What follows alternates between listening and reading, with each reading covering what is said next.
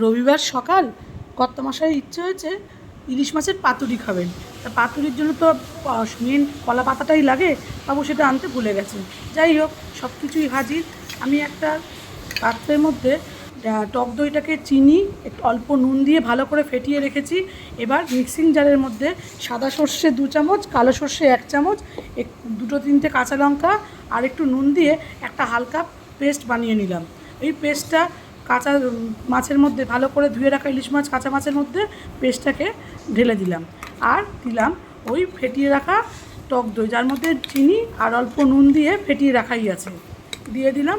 দিয়ে ওর মধ্যে ভালো করে মাখিয়ে নিয়ে দিলাম হচ্ছে নুন, অল্প পরিমাণ মতো নুন। তারপর তাতে দিলাম চিনি, আমি একবারও দিইনি কারণ চিনি যেহেতু দইয়ের মধ্যে মেশানোই আছে।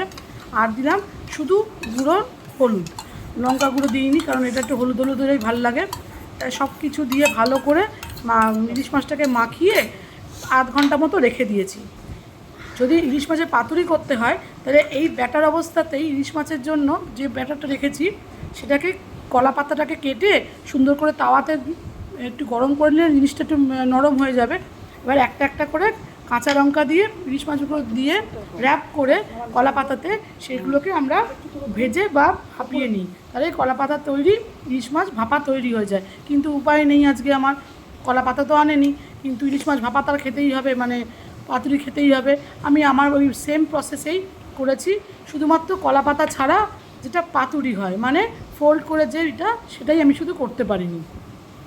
যথারীতি আমি যেরকম করে পেরেছি পুরো ম্যারিনেটটা ওরকমভাবেই করেছি।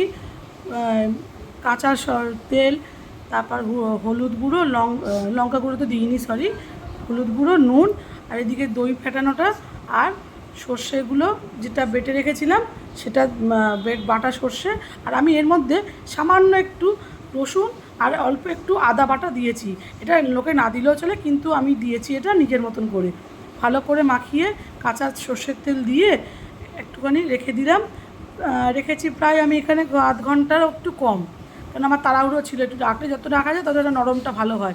ইলিশ মাছ এমনি শুকি মাছ, ভীষণই নরম। দেখো যেভাবে রেখেছি এই অবস্থাতেই কলা পাতায় মুড়িয়ে একটা একটা করে ভেজে নিলে বা ভাপিয়ে নিলে পাতুরি তৈরি হয়ে যায়। যাই হোক, আমার তো উপায় নেই, ওই জন্য আমি কড়াই সর্ষের তেল একটু দিলাম, দিয়ে এটা তেলটাকে ভালো করে গরম করে নিয়েছি।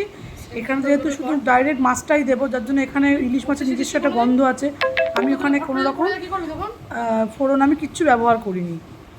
তাই এবার তেলটা গরম হয়ে গেলে এখন এবার আস্তে আস্তে একটা একটা করে আমি সব মাছগুলোকে গরম তেলের মধ্যে ছেড়ে দিলাম।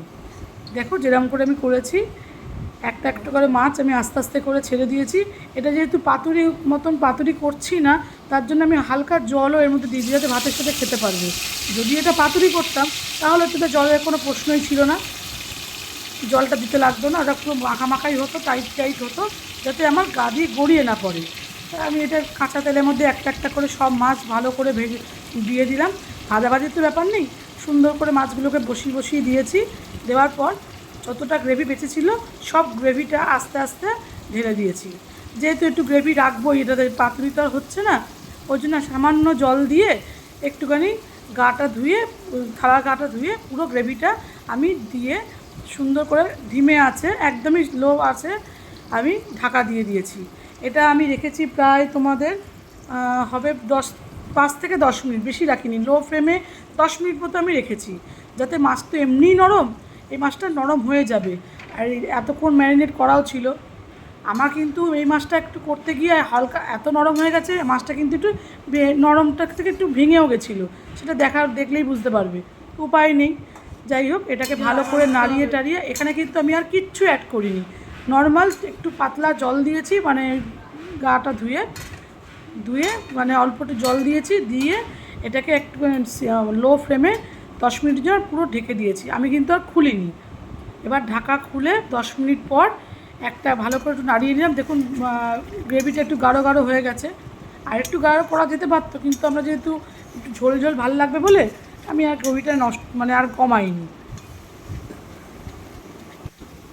এবার আমার মাছটা পুরোপুরি রেডি হয়ে গেছে। এবার গ্যাসের ফ্লেমটা বন্ধ করে আমি একটা একটা করে মাছ খুব সাবধানতে তুলেছি, তাও লাস্টেরটা আমি তুলতে পারিনি, একটু ভেঙেই গেছে। দেখো ওই যে দেখো সেটিং করতে হচ্ছে, উপায় নেই। খেতে কিন্তু অপূর্ব হয়েছিল। এভাবে এরকম রান্না করে বাড়িতে অবশ্যই সবাই দেখো, হেভি লাগবে খেতে। আমার তো ভীষণ ভালো লেগেছে, আমার বাড়ির লোকেরা খুব আনন্দ। ভেটকি মাছের পাতুরি হয়, ইলিশ মাছের পাতুরিও হয়, তা কলা পাতা ছাড়া পাতুরির যদি স্বাদ পাওয়া যায়, ক্ষতিটা কোথায় বলো? এভাবে করে দেখো, খুব ভালো লাগবে গরম গরম ভাতের সঙ্গে, জাস্ট দারুণ লাগবে, আর কোনো আইটেম লাগে না। ভালো লাগলে অবশ্যই জানিও। সবাই ভালো থাকবে, টাটা।